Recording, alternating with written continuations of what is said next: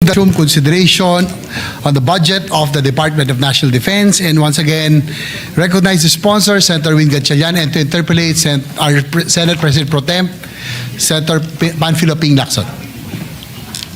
Any objection? Hearing none, the budget of the Department of National Defense is in order.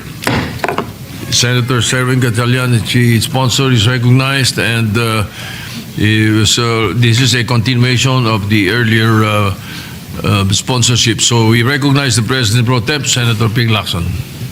Thank you, Mr. President. Will the distinguished sponsor yield the floor to this representation for a few clarificatory questions? Yes, Mr. President, it will be an honor, Mr. President. Before I start, Mr. President, I would just like to personally welcome Secretary Gibo Teodoro to the Senate. No? And before we get serious with my interpellation, share now content trivia. You know, when I was still a Lieutenant Colonel, Mr. President, we used to go out a lot, you know, with then student, UP student, law student, Gibo Teodoro, no? Along with now Secretary Ricardo De Leon, the NSA, the late Colonel Mol Sales, and Jonix Junicio. So, mamaya pag gusto nyo suspend yung rules, tanungin nyo lang diretso kung saan kami nagpupunta. Anyway, Mr. President, the other day, I think, no, Malacanang, through Executive Secretary Ralph Recto, sent notice to the Senate President and Your Honor,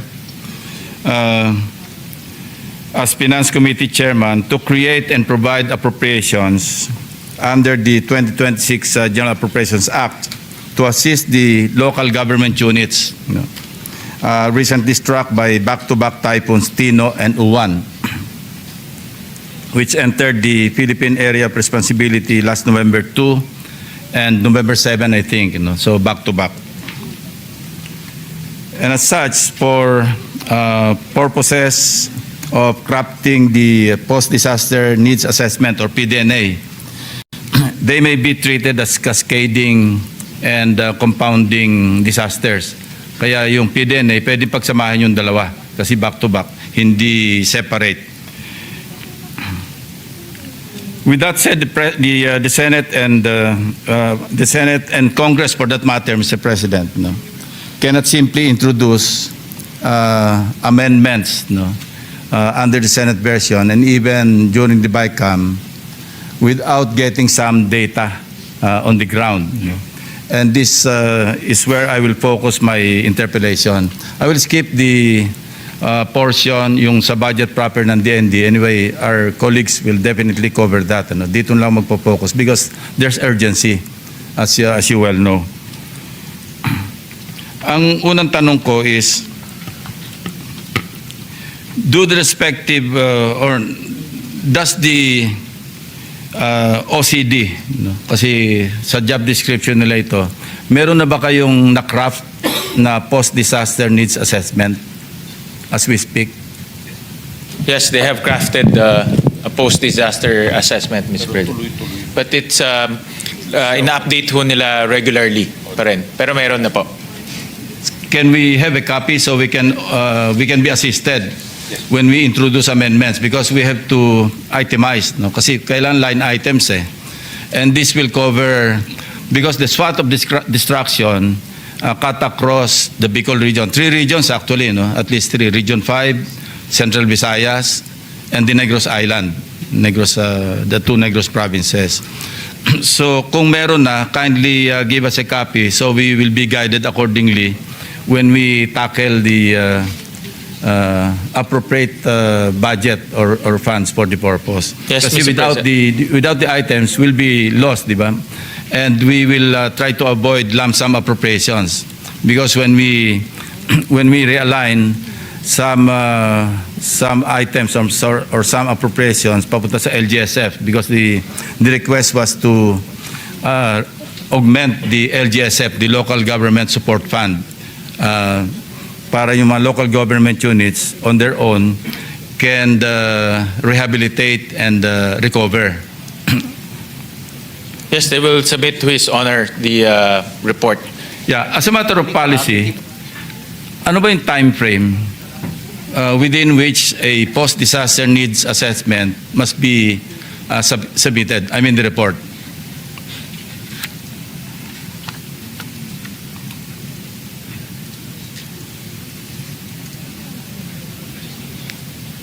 And before that, no, yung local disaster risk reduction and yung RDANA, no, rapid damage needs and analysis, yung RDANA. Meron na rin ba ito? Yung immediate, yung initial damage report? Yeah, meron na rin po. So we also need a copy. They'll submit po to His Honor itong RDANA, Rapid Disaster Needs Assessment. Actually, I'd rather that they submit it to the Finance Committee. Yes, so we can discuss it among ourselves. All right. When we introduce amendments, even during the BICAM. Kasi inisip ko kung wala at wala tayong basis, maybe we can even resort to passing a supplemental budget that would be more tedious kasi may mga requirements to pass a supplemental budget. Kailangan pa natin ng certification from the Treasury na merong available na fund. So we can get away with that or do away with that and instead just introduce amendments in the BICAM. Actually in the past, yan sana yung magandang dahilan kung bakit po may unprogrammed /sagip sa mga ganyang mga needs assessment na tumawid po ng fiscal year. But since itong 2026, tinanggal na ho natin yung unprogrammed funds, especially po yung sagip, a supplemental budget will be needed. Yes, we must also take into consideration the calamity fund of the LGUs because I understand 5% ito ng total local budget.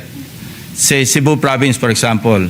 I think aside from Tino and Uwan, they were also hit last year yata. But I was researching on their local budget. Yung 2024 budget nila, medyo malaki at 23 billion. So if we take 5% of that, easily, that would be what? 1.15 billion, no? Easily. That's only for 2024. And the years prior to 2024, noong 2022, nasa 18 billion yung budget nila. So pag ni-round off natin yung calamity fund nila, medyo malaki. So we should also take that into consideration when we appropriate funds for Cebu, no? Yung Negros Occidental, yung kanilang budget nasa mga 5.4 billion. So yung 5% of that, that's also for 2024. Yung 5% would be around 270 million. So all this should be taken into consideration when we realign the funds, from some other items to the LGSF. But we should be very specific. Kailan naka-line item lahat ito, Mr. Chairman. So now that the questions regarding the PDNA and the RDANA are adequately answered, we just need the copy, so we will be guided accordingly. That's all, Mr. President, Mr. Chairman. Thank you very much. Thank you very much, Mr. President, Senator Lacson. And you can be assured that the department will send to us the post-disaster needs assessment and the rapid disaster needs assessment, hopefully by Monday. Yes. By Monday, yeah. All right, thank you. Senator, the Majority Leader. Yes, next to interpolate is our Deputy Majority Leader, Senator Risa Ontiveros. I move that she be recognized. Senator Risa Ontiveros is recognized. Always lady first.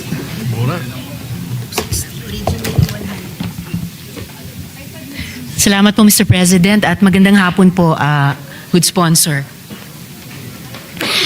Kung maaari po, I'd like to begin with some general principles bago po yung mga tanong ko tungkol sa budget mismo.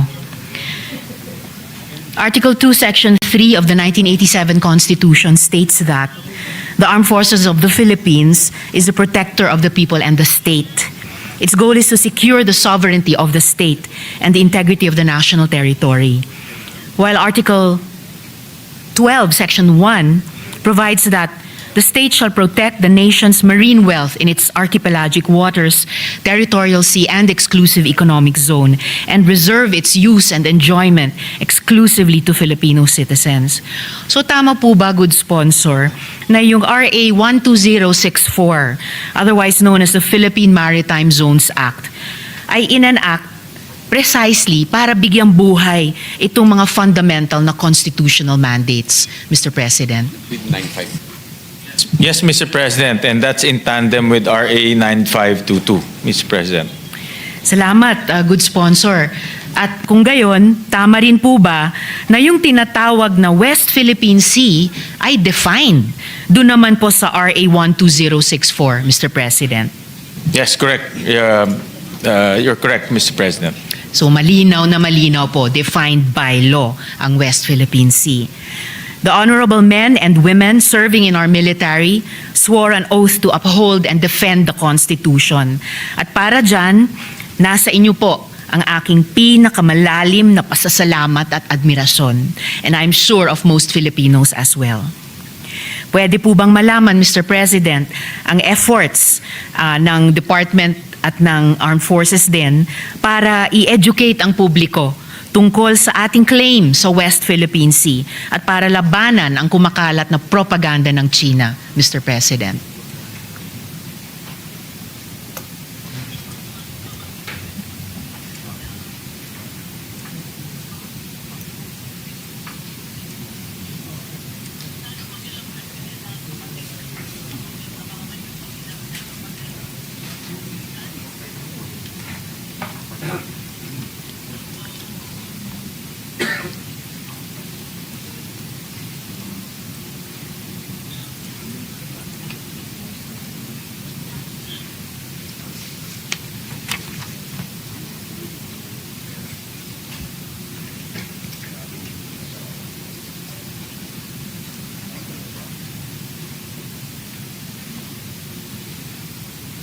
Thank you very much for that question. Yes, they have a lot of, they have numerous activities, and this is through the National Maritime Council, and also Civil Military Operations yeah, Command. and also through the Civil Military Operations Command, and they have also activities countering the misinformation that China is propagating in relation to the West Philippine Sea. Most recent. And most recently, especially the so-called historical claims of China, Mr. President. Na pinabulaanan na po mismo ng International Tribunal sa ilalim Correct. ng United Tama po. Nations Convention on the Law of the Sea. At Tama bawat po taon kayo. na dumadaan, Mr. President, di ba, dumadami yung ibang mga bansa na kumakampi sa atin dahil sila rin ay signatory sa UNCLOS, yung ilan pa nga hindi pa signatory sa UNCLOS, pero kinikilala yung tagumpay natin sa The Hague at kumakampi po sa atin sa ilalim ng UNCLOS. Tama ho kayo, hindi lang naman ho tayo ang nag-isa dito sa laban nito. Marami pong mga like-minded countries ang sumasang-ayon ho sa atin. At ang patunay niyan, yung iba't ibang visiting forces agreement na meron na ho tayo sa iba't ibang mga bansa. So ito ay patunay na sumasang-ayon ho sila sa ating posisyon pagdating po sa West Philippine Sea. Maraming salamat, Mr. President. Importante po yung mga efforts na in-enumerate nyo kanina para ma-educate tayo, ang buong publiko, kasama na po sa sinusulong nilang maritime domain awareness, at nandun pa rin yung mga advokasya pati sa ating education system na i-embed din po doon yung kamalayan nating mga Pilipino na mga mamamayan tayo ng isang archipelago at dapat pangalagaan ito. At salamat din sa update na dun sa mga pag-pushback sa mga propaganda ng China, bukod sa laban sa historical claim nila na wala naman palang laman, ay tuwing may insidente ng pambubuli nila sa ating Navy or Coast Guard o mga mangingisda pati sa BIFAR sa West Philippine Sea, di ba ang bilis po nilang ispin yung narrative para impluwensyahan yung opinion environment dito sa Pilipinas. So talagang meron silang propaganda na ginagawa para ang ipangalandakan ay yung talking points ng Beijing. So salamat po dun sa mga nauna nyo pong sagot. At may sapat na po bang budget para sa ganitong mga efforts, Mr. President? Meron po. Yan po ay nakapaloob po sa 2026 budget at kasama ho ito sa mga programa ho nila. Okay, maraming salamat po, Mr. President. So, tawid na po ako dun sa mga tanong ko tungkol sa budget proper. Hindi po ba, Mr. President, ang pangunahing banta sa ating bansa ngayon ay mas maritime at air-based? Kasi kung ganoon, paano gina-justify ng AFP ang Army-heavy na force structure? Ano yung mga hakbang kung mayroon na isinasagawa ng Armed Forces para i-rebalance ang resources tungo naman sa Navy at sa Air Force, Mr. President?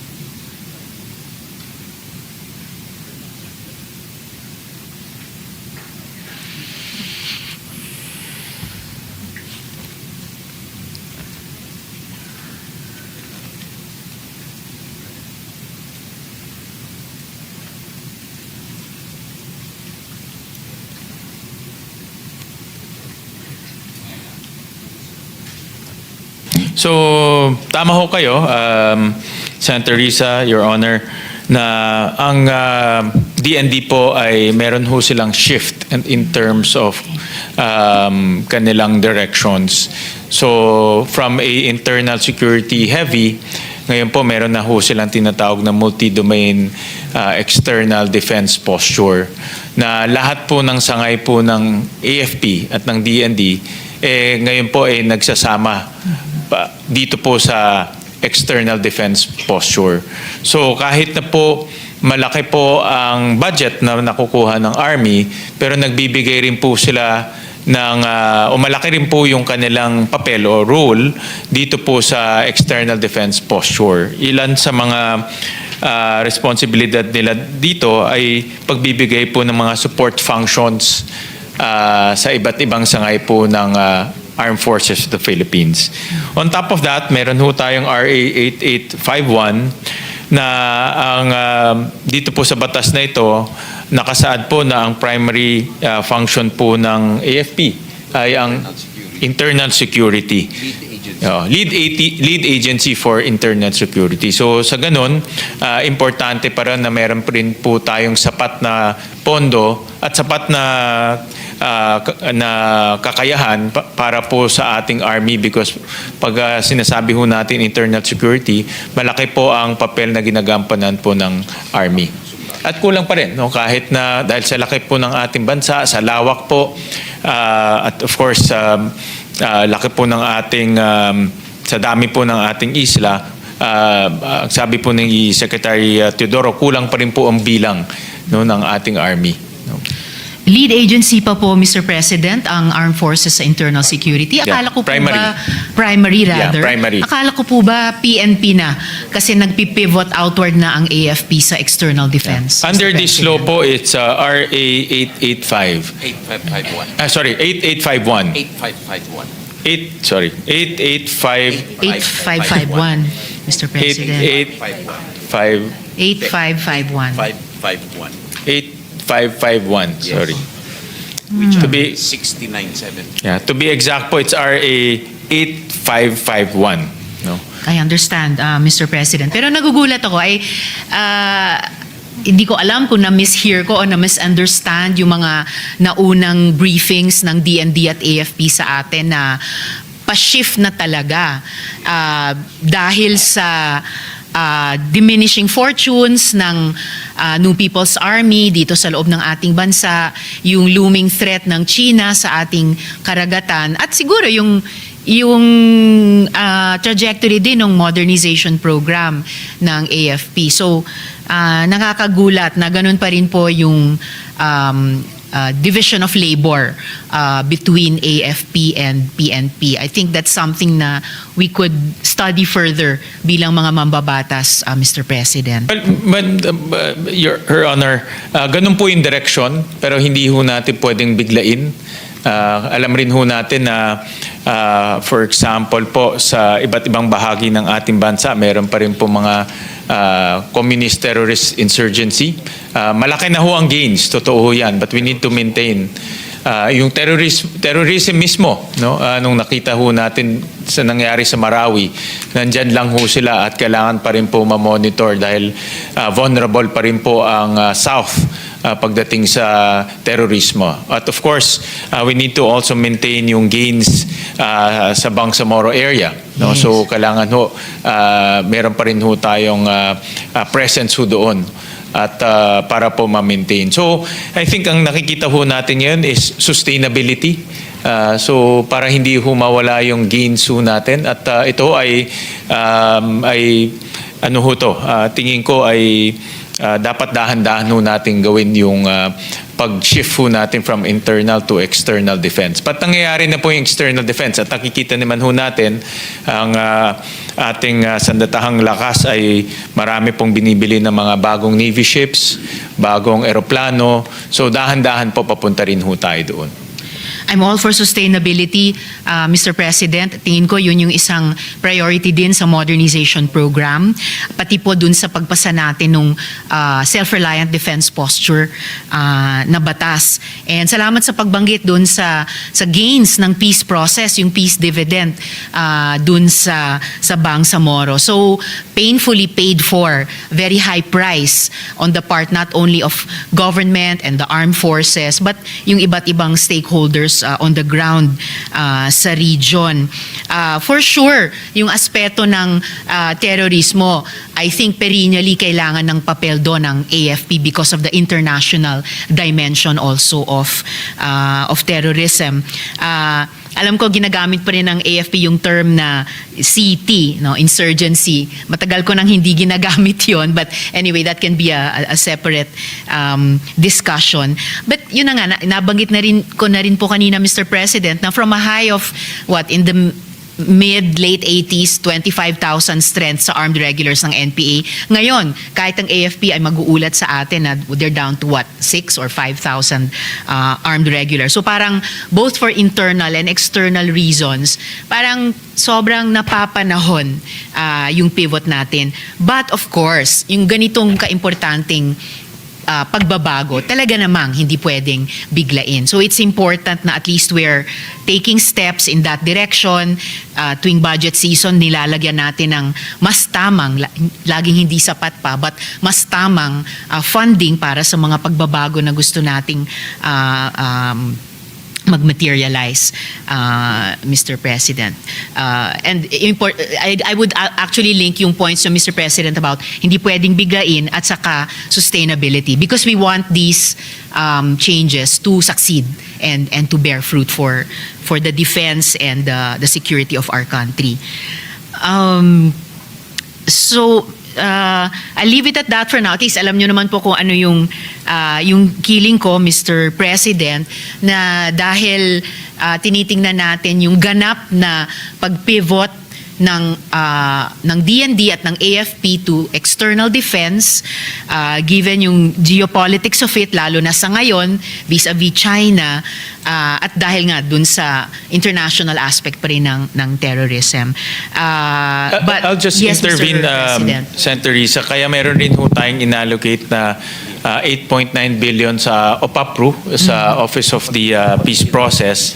including 1.7 billion for educational assistance. So in other words, hindi lang ho military operations ang linalagyan ho natin ng pondo, kundi in sustainability in terms of socio-economic activities like education, livelihood. So mag-in tandem ho to para yung gains natin na sustain natin for a long time. No? Hindi lang yung sustainability for the next 5, 10 years. Talagang panghabang buhay po. I agree, Mr. President, at salamat po para doon.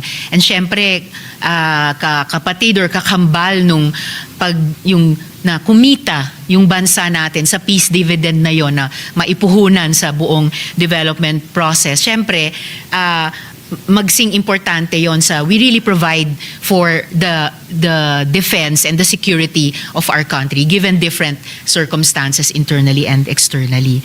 At kaya, and I'll leave this question at this, kaya tingin ko it's really a good development and hopefully mas didiinan yan ng policy ng DND and AFP in the coming years at pwede nating sabayan ng mas tama pang funding yung pag-adjust nga ng force structure ng AFP towards Navy and Air Force. Nasa ngayon, 142B for the Philippine Army, 59B for Philippine Air Force, and 59B for Philippine Navy. So kahit ipagsamo mo pa yung budgets natin para sa dalawa pang branches of service, overwhelmingly, Army has the bigger piece of the pie. And over time, maybe mas ma-achieve natin yung security goals natin with more of a rebalancing among the branches of service, Mr. President.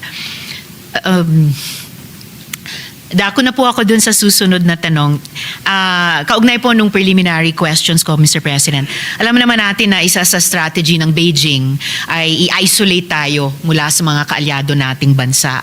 So, paano po magagamit ang 2026 budget, Mr. President, para i-expand at i-operationalize ang defense ties natin sa mga bansa tulad ng Australia, Japan, South Korea, US, at iba pang ASEAN partners, Mr. President?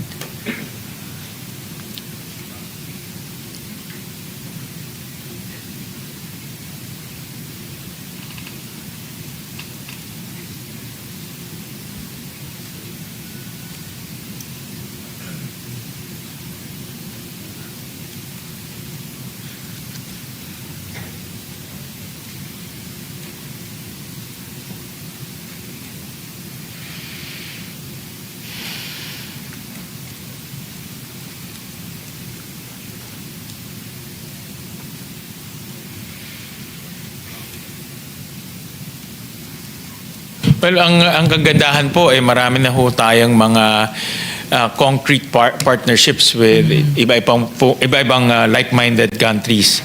So meron na ho tayong tatlong VFAs. Ito po yung active at operational. Meron pong dalawang pending na under talks, and then meron pa ho dalawang potential na papasok. So that's about 7 different countries. May Canada pa So meron tayong Canada, ang latest na napermahan ng ating secretary. So, and New Zealand is also another one. Yeah. So marami ho tayong maraming bansa na sumasang-ayon ho sa atin, no? At itong pag-sang-ayon ho nila, hindi lang po laway ito, kung hindi meron din pong concrete action. At hindi lang concrete action, gumagastos ho sila, no? Dahil sa maraming mga activities na kapartner po ang ating armed forces, at itong mga activities, alam naman ho natin, ay meron din pong mga expenditure. So dito po sa budget, nakapaloob na po yung meron ho tayong budgets para po sa iba't ibang activities tulad po ng mga balikatan exercises. Marami dito mga interoperability exercises po. Ito. Opening of foreign DAFA posts. Kailangan natin dagdagan. Yeah, so ito po yung mga, like for example, trainings, balikatan exercises, exercise sa laknib. 2025, may firefighting function exchanges. So marami pong activities. And meron din yung mga activities to counter the narrative of China in relation to the West Philippine Sea. So hindi lang to military but also activities to spell out the truth kung ano po yung nangyayari po sa West Philippine Sea. At ang proposal po ng ating secretary ay magbukas pa ho ng mga new DAFA post in the UK, in... Augmentation yung sa UK. Okay. Ano dito yung bago? These are the new ones, but we need to establish in others pa. Okay. So augmentation po in sa United Kingdom, Germany, and then he's also recommending to establish new posts in Switzerland, Poland, Belgium, and France. No? So ito po yung ating mga strategy para po mas tumibay yung alyansa natin sa iba't ibang mga like-minded countries. No? Okay. Salamat po para doon, Mr. President. Ang 2026 DND at AFP budget ay nagdadagdag sa Philippine Air Force at sa Philippine Navy, yet it appears na-cut pa rin ang capital outlay allocations in the NEP mula sa proposal ng mga agency. Paano magkakaroon ng credible external defense ang AFP, Mr. President, kung kulang ang pondong nilalaan sa air and maritime deterrence natin, Mr. President?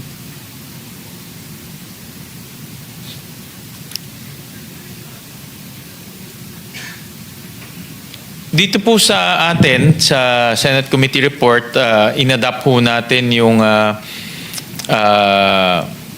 actually for Philippine Air Force, tinaasan po ho natin by 19%. So nagtaas po ng close to about 2 billion pesos for Philippine Air Force.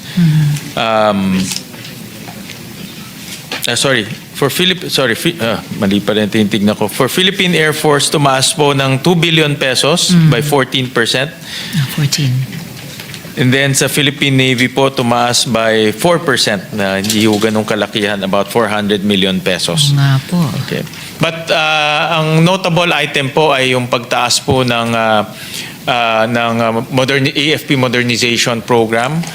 So we added 20 billion sa program appropriations and maintain the 30 billion in the unprogrammed appropriation. So ito po yung modernization fund na gagamitin din po sa pagbili ng mga kagamitan na tutulong ho sa atin sa pag-shift doon po sa external defense posture. At doon po sa itinaas sa AFP Modernization Program, may significant po ba na nakalaan sa Philippine Navy at saka Philippine Air Force, Mr. President?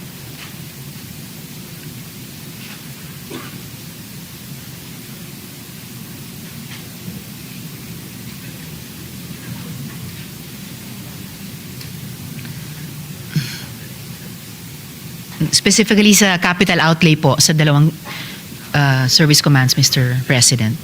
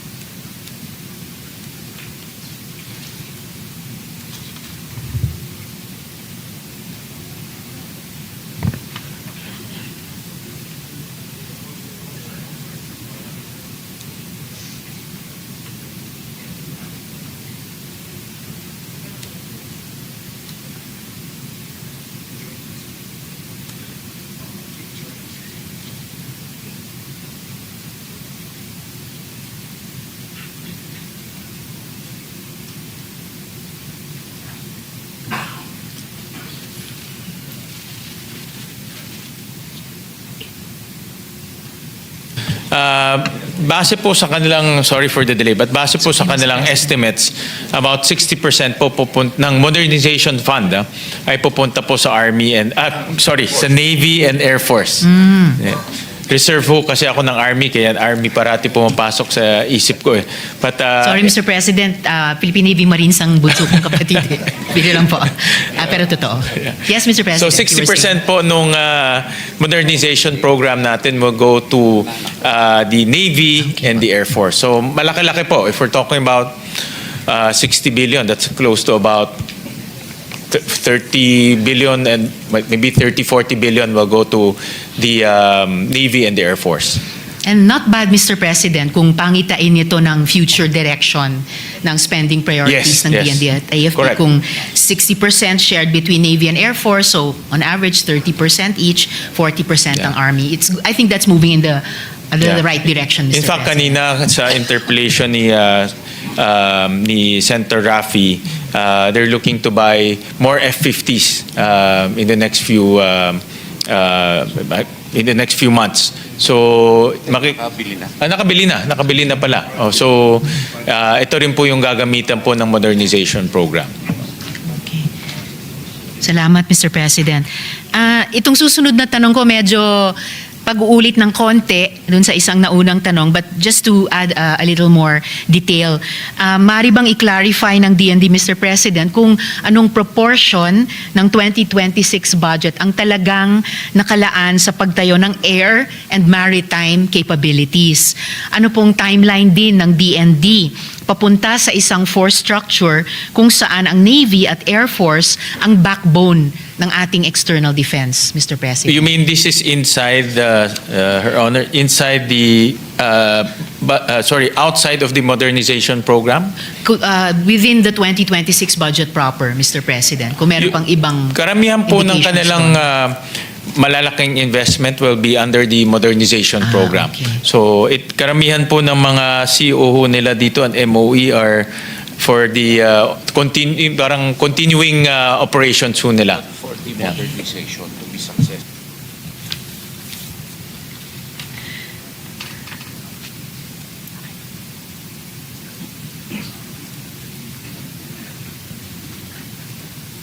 Marami ho dito sa yung naka-allocate po per unit.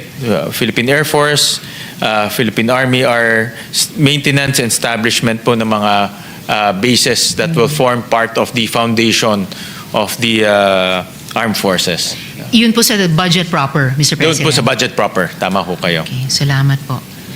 Well, I guess there will probably come a time, Mr. President, na matatapos na, quote-unquote, matatapos na yung modernization program as a kind of catch-up program for government, and mas marereflect na natin, and hopefully in a higher budget, mas marereflect na sa budget proper kung ano po yung priorities ng tatlong branches of I service. think Mr. President. dahil naghahabol ho tayo, baka it will take, personally, I think it will take a long time, itong modernization. In fact, the Secretary has, in one of our meetings, has plans to amend the modernization, AFP modernization law to reflect Okay po. the current realities on the ground and the current geopolitical situation. Talaga naman po ang mundo nagbabago at yung landscape ng warfare nagbabago rin. Ngayon, puro drones na yung gamit. So that should be also reflected in the modernization law. Yes. Salamat, Mr. President. I think tayo po dito sa Senate, mahaba ang PC natin for change programs na kailangan long game. Okay lang po yun, as long as we get the sense na we're going in the right direction, at yun na nga, through the budget process, minamarshal natin yung resources na kailangan natin para sa priority. So, I'm sure with the leadership also of the chair na pagtsatsagaan po natin ito. The same way na yung counterparts natin sa executive, pinagtsatsagaan din po nila ito. So timeline, wala pang, kahit beyond Horizon 3, walang time horizon na nakikita sila, Mr. President? Dun sa force structure na Navy at Air Force-led yung external defense, Mr. President. So, isa sa mga tinitignan po ni Secretary Teodoro ay yung concept ng horizons. So, mayroon sila mga proposals na tanggalin na yon to make it more adaptable to the situation. Because the horizons parang very restrictive yung concept na yun. So when the time comes, he will make the proper proposal here in the Senate na para maamendahan po yung batas. Oh, I think that will be very interesting for us here in the Senate, Mr. President, lalo na tayo yung treaty-making body. So, interesado po talaga tayo sa lahat mga aspeto ng international relations, including the defense and security part of it. Mr. In fact, President. na-file na pala ni Senator Lauren yung proposal na... Ay, nasa kanya pa lang pala. Okay. So, binigay po being the chairman of the Defense Yes. Committee here in the Senate, ibinigay na ng DND sa kanya to file. So kung ganoon, Mr. President, pwede na po tayong mag-aral din nung proposal na yun or magiging bill na yun para makapag-co-author din or at least mag-interpolate and propose amendments. Salamat, Mr. President. Oh, and dahil nabanggit na rin po ang kaugnay niyan, kanina pinag-uusapan natin yung iba't ibang mga bansa na partners natin, kasama na po yung US. Hindi ko lang po malimutan na nung nagdagdag ng EDCA sites, nagtanong po tayo in that briefing na kung pwedeng i-brief din tayo yung mga fine print ng agreements that oversaw the addition of the EDCA sites bilang treaty-making body po tayo. I think that briefing is yet forthcoming, so paalala lang po na it is of interest to us here in the Senate. Salamat, Mr. President. Ayun, nabanggit nyo na rin, Mr. President, ang drones, no? May mga natutunan po ba ang ating DND at AFP, Mr. President, sa mga nangyayari sa kasalukuyang conflict sa Ukraine, lalo na ang kanilang paggamit ng long-range fire, integrated air defenses, UAVs, electronic warfare at networked forces? Paano nito ini-inform yung ating kasalukuyang modernization program at military doctrine, Mr. President?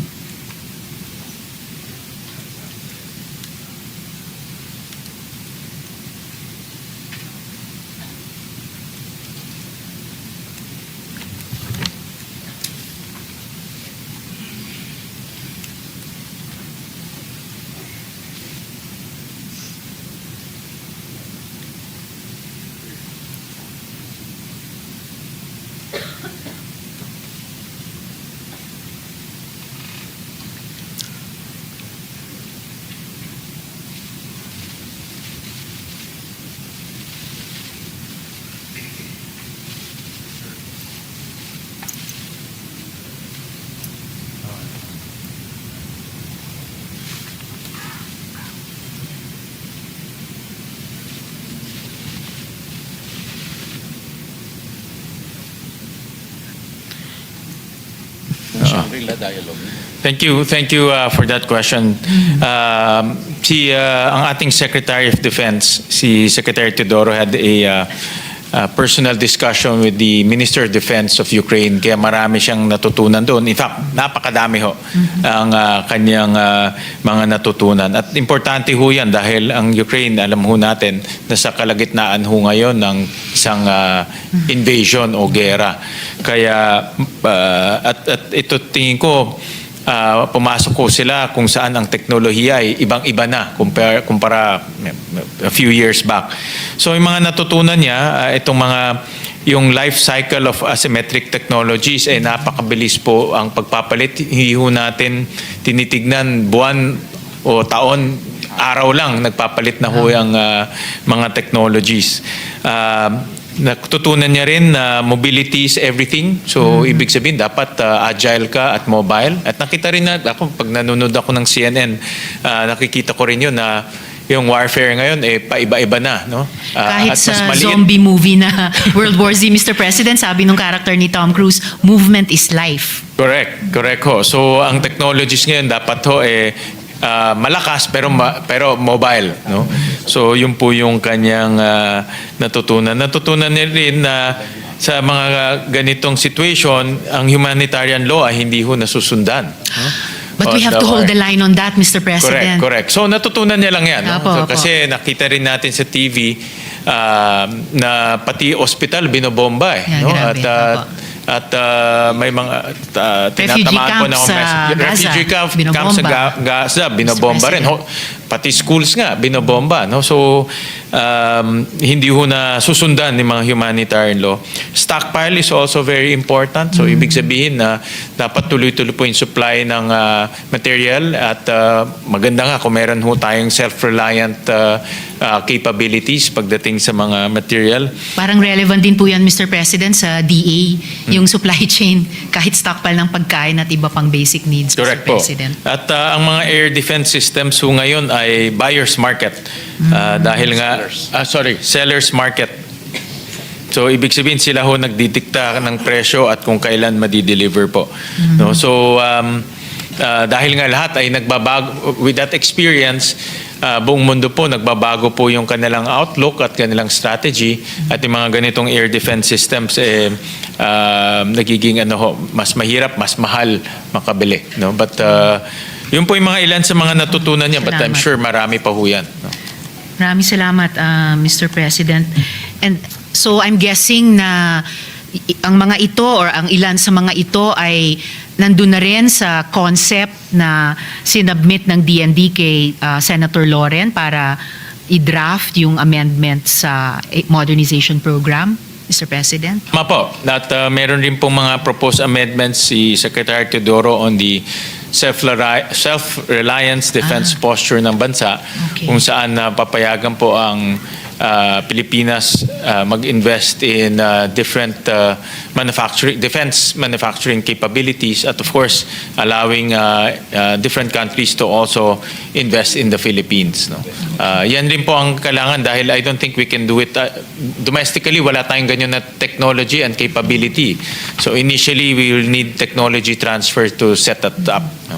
Ang totoong technology transfer, Mr. President. And then, of course, revive yung mga previous or potential manufacturing capacities, halimbawa sa shipbuilding po sa ilang mga bahagi ng ating bansa. Correct. Mr. At ang President. kagandahan naman po, maraming interested. In fact, kausap ko po yung Coast Guard tsaka iba pang mga agencies po natin. Pag alam nila na malaki po ang pondo for modernization, marami pong interested na mag-partner, magbenta ng equipment, even come up with different financial schemes para po matuloy po yung ating modernization program. And by the way, Mr. President, merong pong drone lab sa MSU, Mindanao State University, IIT sa Iligan City. So, for the information lang po ng DND, pag naghahanap sila ng research and development partners. Partner na ho pala ng Partner na AFP, nila. Okay, ng great. MSU Drone Lab. Okay po. Kasi tayo po, sa legislature na-appreciate po natin pag ginagamit nung counterparts natin sa executive yung mga batas natin. And then they also propose amendments as they experience implementing them, Mr. President. Kaugnay niyan, Mr. President, has DND considered sending observers to Eastern Europe, Mr. President? Or meron na po ba tayo doon?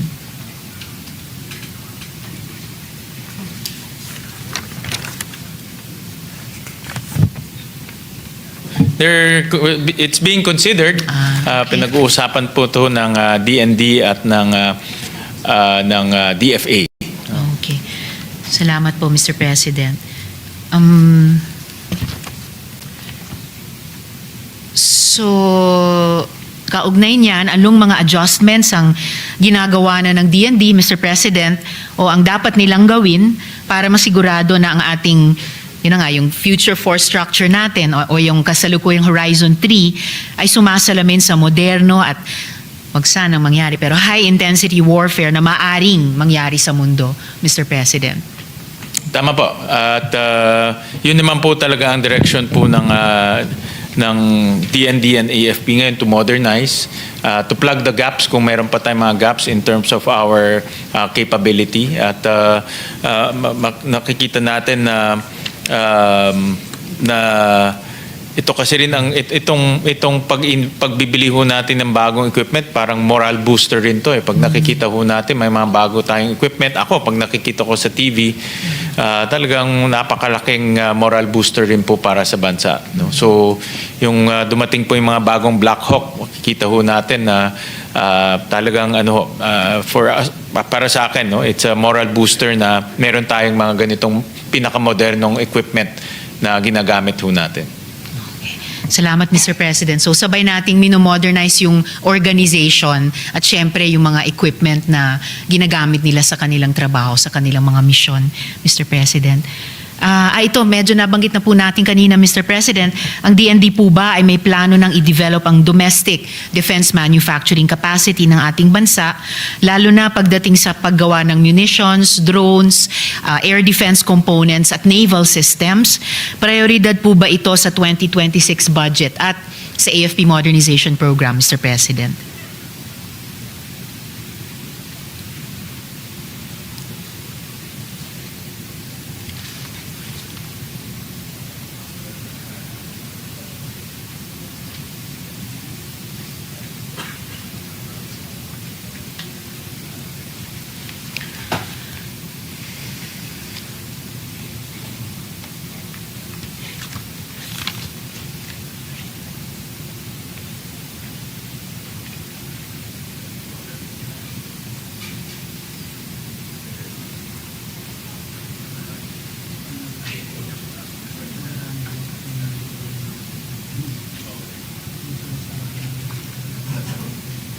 Po talaga ang direction. No? I think that's part of the learnings rin from the Ukraine invasion na magkaroon ho tayo, maging self-reliant tayo pagdating sa kagamitan ho natin. So yan po talaga ang direction ng DND. Of course, maraming challenges. Pagdating ho sa ecosystem, yan din po ang isang challenge ho natin dahil wala tayong steel manufacturing industry. At alam naman ho natin pagdating ho sa kagamitan, steel ang kailangan. At isa rin na challenge ay mahal po ang presyo ng kuryente. So wala pong gusto mag-invest in heavy industries dito ho sa atin. And kailangan din po maayos yung technology transfer at intellectual property dahil gusto natin itong mga kumpanya pag nag-set up shop dito, matuto rin tayo. No? Hindi lang sila nagproduce at nagbebenta sa atin. So all of these are challenges but workable naman. We just need to make sure that we're very focused and meron to tayong direction. At ang mga ito, kahit unang hakbang na mga ito, reflected na po ba sa 2026 budget, Mr. President? Meron po but not as not significant to be honest about it. We need to invest more and also change policies. If we want to tingin ko hindi kakailanganin ng yung malaking pera but kakailanganin change in policies. For example, research and development is also one. Research, R&D heavy ang technology. So we also need to find a way to channel some resources or change policies in defense R&D. Kahit hindi pa ganun ka-significant, nasa ang line item na po ito para at least pwede nating i-monitor at i-grow year on year, Mr. President.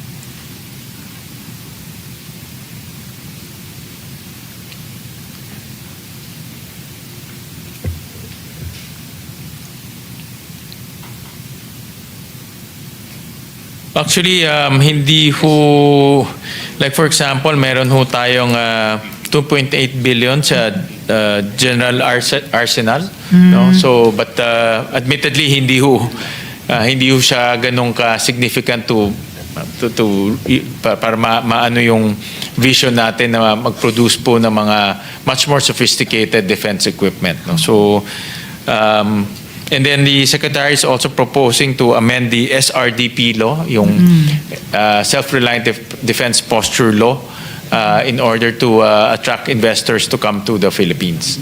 Okay. Sa AFP Modernization Program ba, meron po bang naka-reflect tungkol sa pag-develop ng domestic defense manufacturing capacity or dun lang sa budget, Mr. President? Yeah. Sa ngayon ho, talagang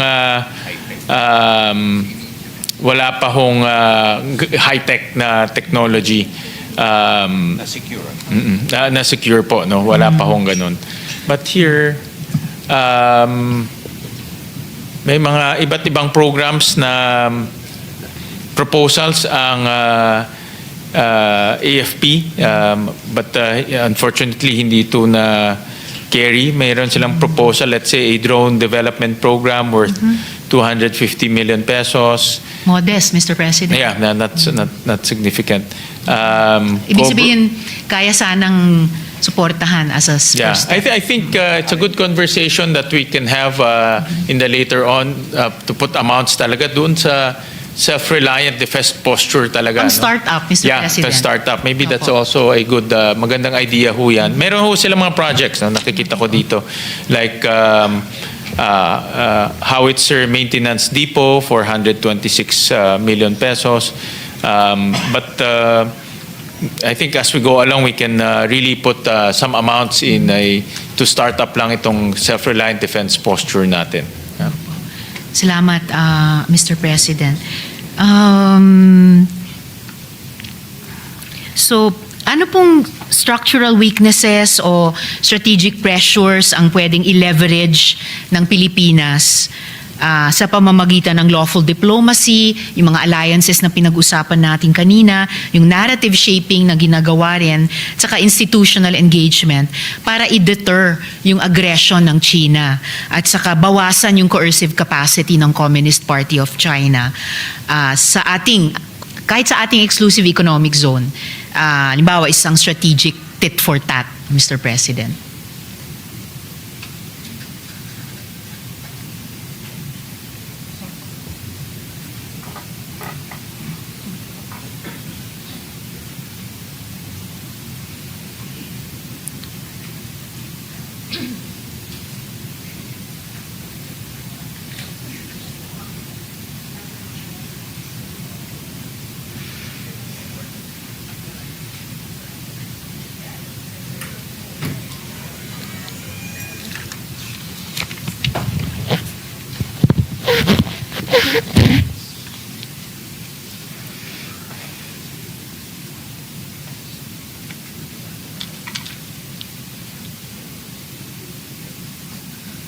Actually, ang kagandahan, meron na rin ho tayong pag-uusap with India.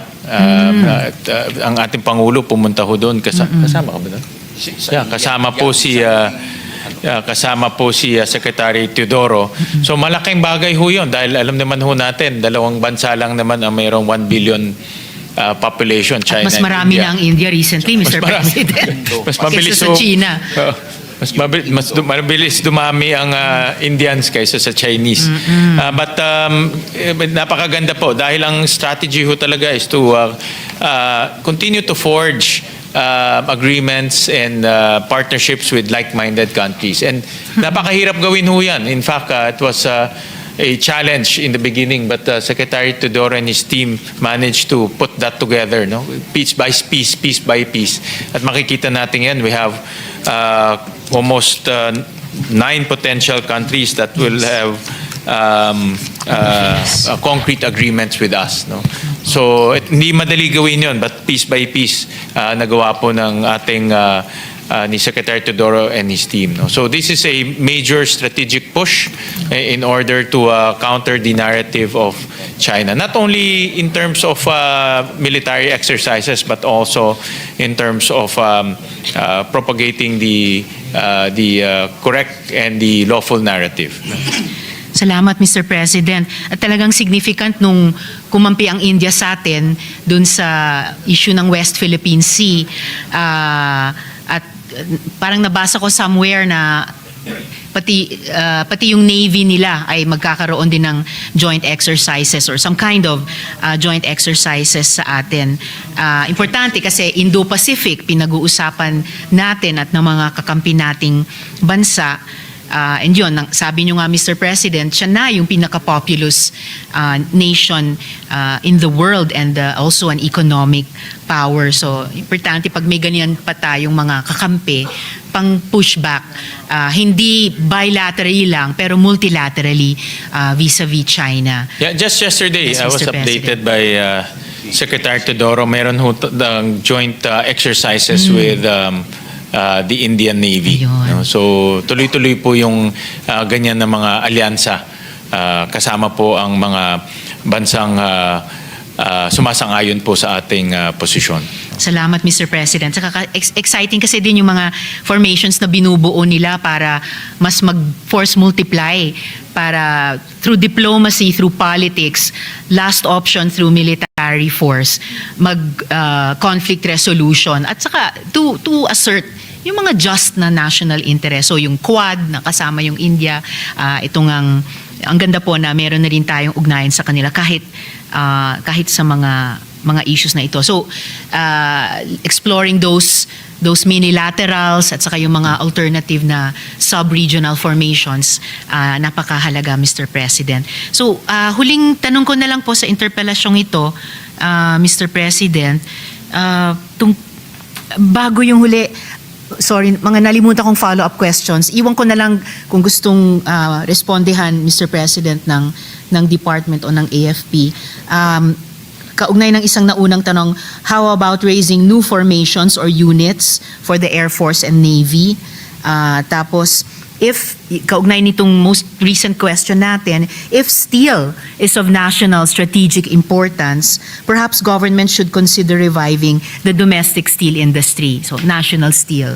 At sana dun, pwedeng makatulungan ng DND, ang DTI, ang DOST, etc., yung iba pang mga departments. At yung follow-up question na, can the National Arsenal produce rockets and artillery ammunition? So if the good sponsor would care to comment on any of those, then I'll pose my last question, Mr. President.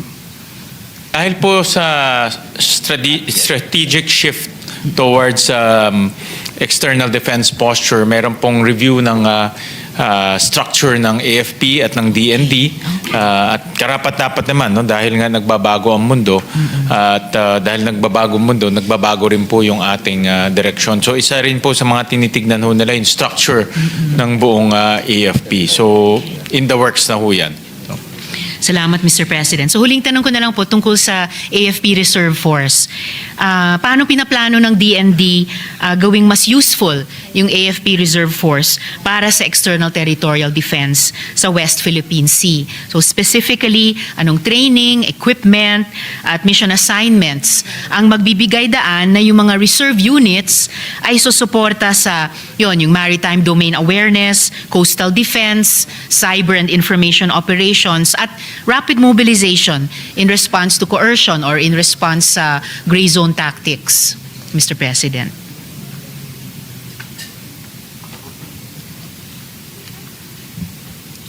Ngayon po, nag-inventory po ang DND at dinidetermine ho nila yung sabi ni Secretary, honest to goodness reserve force. Yes. Para malaman ho talaga natin kung ilan ba ho ang pwede ho nating ma-deploy kung kakailanganin o kung meron pong mga pangyayari.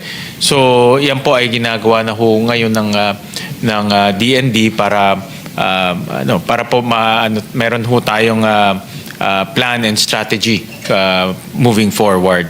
And may proposal rin ho sila to create this civil defense office? Force. Civil Defense Force. Nasa NSTP yan. Oo. Nasa NSTP raw, no? So, yan po ang isa rin na ino-organize ngayon ng DND, pero hindi lang ho hindi raw na ito, hindi lang na bibigyan ng diin, no, itong Civil Defense Force, pero isa rin yan sa mga tinitingnan ho nila. Salamat, Mr. President. At salamat sa pagbanggit sa NSTP kasi kaugnay din itong tanong tungkol sa reserves. Short of supporting mandatory ROTC, sorry po, hindi ko talaga kayang suportahan. Very interested po ako dun sa entry point ng reserves or if it is this Civil Defense Force sa NSTP na isa sa 3 tracks naman na hindi mandatory, it's purely voluntary, pero calling up all able-bodied women and men na tulad ng mga tito, tita, lolo, lola natin na lumaban sa mga Hapon noong World War II, just as a deterrent or just psychological confidence building exercise sa ating mga Pilipino. Kahit dun sa major islands ng ating archipelago, maybe the islands along where Navy tells us dapat may 7 choke points na may nakasubmerged na monitoring device para kung may submarine ng ibang bansa na dumaan na hindi nagpaalam sa ating bayan, at least ma-detect architect po natin. So yun, just to make it a record, Mr. President, inaaral namin sa Legis unit ko, also trying to draw any lessons from National Guard sa US or iba pang models or best practices in different countries, Mr. President. And siguro, kung mag-progress yan, the reserves can also shadow or potentially provide support dun sa mga iba't ibang branches of service, lalo na Navy and Air Force. And even Army, AFP knows this better, baka could reinvent its role vis-a-vis Navy and Army. Anyway, maraming salamat po, Mr. President, at sa DND at AFP. Thank you, Maraming salamat. Senator Good Lisa. sponsors. Mr. Maraming President. salamat po sa inyong mga suggestions and points. Mr. President, next to interpolate is Senator Lauren Legarda. However, she's still inside, so... Oh, she's there. Go ahead. Okay, she said that I can go ahead with the interpellation. I move that I be recognized. The Deputy Majority Leader is recognized.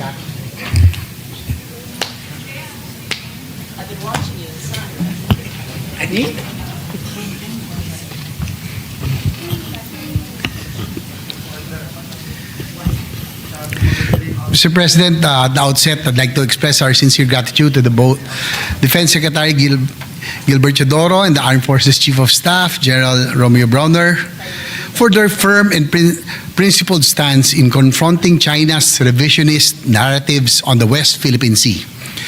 Secretary Chodoro's and General Browner's voice carries not just the position of the Department of National Defense and the AFP, but the conviction of a sovereign nation determined to stand its ground. Klaro po sa inyong Senado at sa representantong isyong ito, atin ang West Philippine Sea. At tuloy nating susuportahan ang ating kagawaran ng tanggulang pambansa, ang DND, ang sandataang lakas, ang Armed Forces of the Philippines, nang walang pag-aalinlangan. Mr. President, in our records in the Senate, it has been proven that we always support, especially the AFP modernization. Pag po dumadating ang GAB mula sa House at may kaltas, it's always the Senate who restores, and not only restores, more often than not, we augment the AFP Modernization Fund. Just have a few questions, Mr. President. Mr. President, how much is allocated to our defense sector under 2025 GAA, and what percentage of our GDP does this represent? And probably how does this compare with the proposed budget for next year?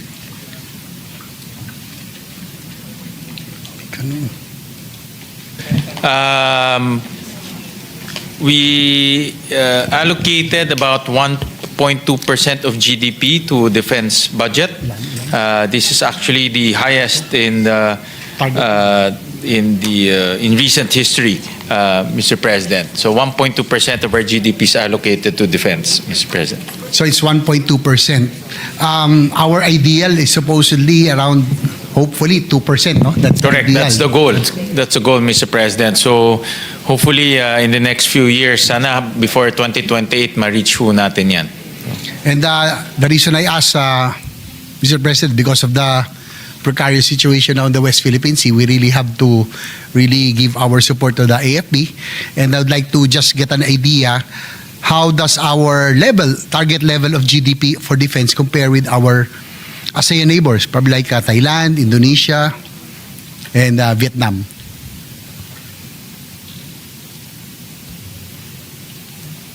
Ito po, dito po ang, for example, in Singapore, it's 2.7% of GDP. In Vietnam, 1.8%.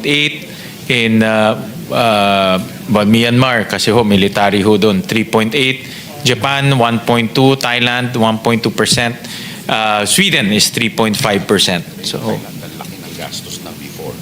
so but sabi ni Secretary in Thailand ho, nung initially, malaki na yung gastos dahil... Tsaka malaki yung So, Nakaipon na sila ng defense nila, no? They already have that Yeah. formidable defense equipment. yeah, but we're committed, Mr. President, to slowly raise this up. Yun nga, ang target natin is 2%. So kung mag-ano ho tayo with wise spending and appropriation, tingin ko kaya naman po. Thank you for that information, Mr. President. We all know that we are really behind in modernizing our armed forces. The data we have is that we need 2.1 trillion actually to complete the modernization projects from Horizon 1 up to 3. Is this correct? Ganun na po ba yung natin, yung backlog or yung delay? You're correct, Mr. President. Nagmamahal yan. And kasi ho, pag hindi ho tayo nakagastos ngayon, nagpapatong-patong yan eh. And of course, with ang technology ho, hindi naman pamura, pamahal rin, no? Especially hardware. So, pero tama ho kayo, that's the amount po that they are looking at also. Thank you for that. Mr. President, likewise, because of this funding deficit, actually we recommended to the good chair an additional 50 billion for the revised AFP modernization program to be sourced supposedly from the flood control projects. Kasi, Mr. President, ngayon lang tayo magkakaroon ng extra 250 billion siguro sa history natin because of the floodgate scam. Sabi ko, baka pwedeng one time, big time, yung mga dating pangarap natin, baka pwede na nating mapondohan para matupad. However, we understand that there are items in the defense budget and other agencies that need funding. In this regard, I'm thankful to our Finance Chair, Senator Wing Gatchalian, for the additional 20 billion program allocation for the revised AFP modernization program, while 30 billion was retained in the unprogrammed appropriation. So, lumalabas 50 billion pa rin. But in case we still have available funds, I will again strongly recommend lodging it for our armed forces so we can acquire sabi ko nga yung mga panaginip noon, mga pangarap, baka ito lang pagkakataon natin, one time, big time, multi-role fighters, mga naval vessels, no, that we really need for external defense, mga surface to air, surface to ship missiles for deterrence. So, yun lang. Hopefully we can build this in the coming years. But to the efforts of the chair, we'd like to thank you, no, for making this effort. At least lumalaki na po yung ating pong AFP modernization funding, no, that started under your watch. So we'd like to thank you for that. It's also your intervention, Mr. President. Si Senator JV also made suggestions to increase the modernization program, and alam ko ho na ano rin ho kayo, very determined to reach the 2% goal. So we also adopted your intervention on the modernization program. Yes, I'd like to thank the chair for that, no? And I think this is really timely and needed, no, because of the situation, and there's really clear and present danger that we are facing. Sabi nga natin time and again, hindi naman natin gustong tumbasan ng China eh. We just need to put that credible defense posture, yung respetado na hindi naman tayo binubuli. So with this additional funding, may we know where are we in the modernization, what have we accomplished under the horizons, and I was listening earlier that there will be babaguhin natin strategy, no, ng Horizon 1, 2, and 3 to adapt to the current situation. So yun pong ang gusto ko lang malaman so that in the future, yung pong gap natin in the modernization, where are we para ma-achieve natin po yung gusto natin ma-achieve na external defense and deterrence, Your Honor, Mr. President. Well, first, ang proposal po ni Secretary Teodoro is to amend the AFP modernization law, of which nasabit na po kay Senator Lauren Legarda, our chairman of the Committee on Defense. But having said that, just to report to His Honor the accomplishment, for Horizon 1, 39 projects were completed. So 14 na lang po ang natitira out of the 53. Horizon 2, 24 projects have been completed, and then 74 has not been completed out of the 98. And then Horizon 3, ang remaining projects po ay 37. But the thing is kaya gusto baguhin nun ni Secretary Teodoro in Horizons because na-obsolete na po yung mga ibang equipment under that horizon. And because nga nagbabago yung mundo, nagbabago yung warfare situation, yung technology ng Horizon 1 obsolete na, no, pagdating dito. Yan po yung direksyon na gusto kong puntahan po ng DND. Thank you for that, our chairman. Mr. President, I also recall that at least now we are seeing new equipment, new aircraft, new vessels in the Navy. Gone are the days na we rely on the hand-me-downs, no, na mga UH-1H noon, yung mga bumagsak noon na investigahan natin. Tumigil po yun. The Senate investigated that.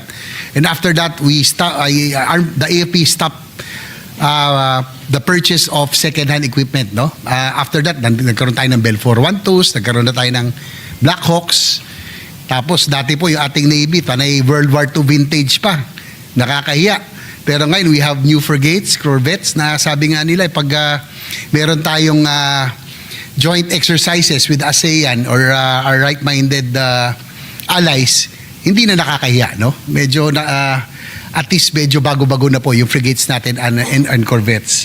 So at least I just want to let the DND family know, and AFP, your Senate has always been here to support. Doon po sa can the DND also update us on the current status of the kailangan kasi natin external defense, no? I know this will be better discussed in an executive session, but siguro generally we need multi-role fighters. Sabi ko kanina, surface to air, surface to ship missiles, mga deterrent, no? And siguro yung panaginip natin magkaroon ng submarine because yung multiplier effect ng submarine malaki, no? Kahit na isang armada ng Chinese PLA Navy, may isa o dalawang submarine ka lang, matatakot sila, hindi nila alam nasa yung kalaban eh. So is that still worth, are we still looking at that possibility of acquiring by talking to our allies, no? I think France even and Korea are offering very easy terms, no? Parang 20 years to pay.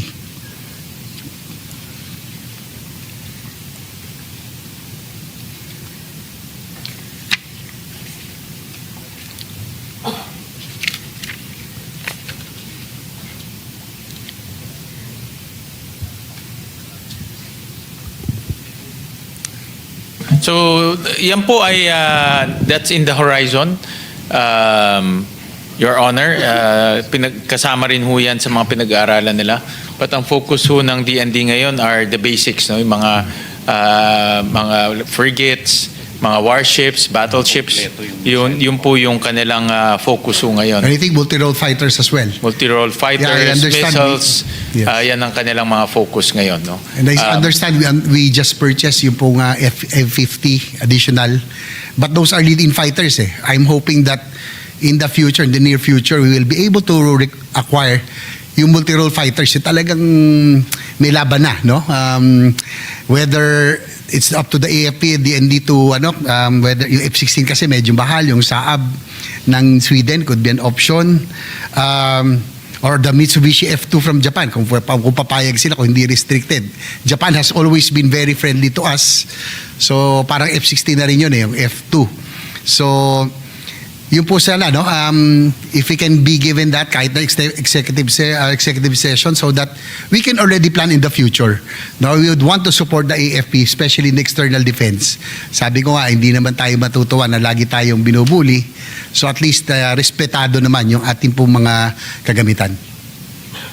Through an executive session, we can request from the DND a briefing on the utilization of the modernization program. Mr. President, earlier it was mentioned by Senator Tibueras yung pong importance ng having National Steel, no? Kasi unfortunately, National Steel Corporation natin closed down. It's a basic industry. Tatanong ko lang, no? Natanong ko yung Secretary Gibo ito just to clarify kasi po meron pong concern yung sa Cagayan de Oro, yung pong steel mill, no? That closed down. May mga 500 workers. And then, it's a steel mill and sabi ko kasi ni Congressman Imano, it has been a big help to the community. So, just want to be clarified. Siguro, submit na lang the report kung classified man ito as to the background, no? Kasi ang naging kaso nila, espionage. Although talagang may problema talaga sa nationality, no? I think related pa to kay Tony Yang and all. Pero yung Nakapinahayang lang kasi yung pong still is a vital industry that it may help us in our defense and even in our transportation needs, no? Lalo na sa mga railway system. So I would not ask that on the floor. Probably I just like to request the Secretary or to submit the report para po alam natin yung nangyari.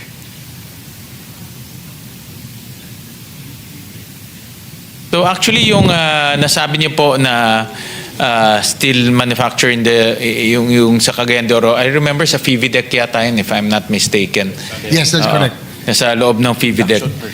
Yung mga lumang technology sa China na ano nila, parang fina-phase out na ho nila yung induction furnace. Dito naman dinadala sa Pilipinas. At So those are old equipment. and the Obsolete. yeah, and the steel is not up to standard, substandard siya. So hindi ho binibili ng ating DND and AFP ho yan dahil hindi reliable po yung products ho nila. Natalo lang kasi po yung siguro parochial concern because it helps the local industry, of course. Natural na meron jobs doon and they provide water. So probably you'll just ask for the report, no, so that we won't have to discuss this here. Yung po sa revised AFP modernization plan, probably if we can also get that, no, will be appreciated on an executive session so that we can plan ahead. We would want to support the AFP again, especially in these coming years. Talagang kailangan natin to, no, that we really have to, because of the situation right now. Ang problema kasi pag mag-order tayo halimbawa ng mga ships, it takes about 3 to 4 years to build.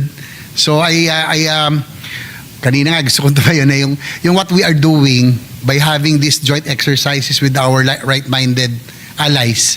That's the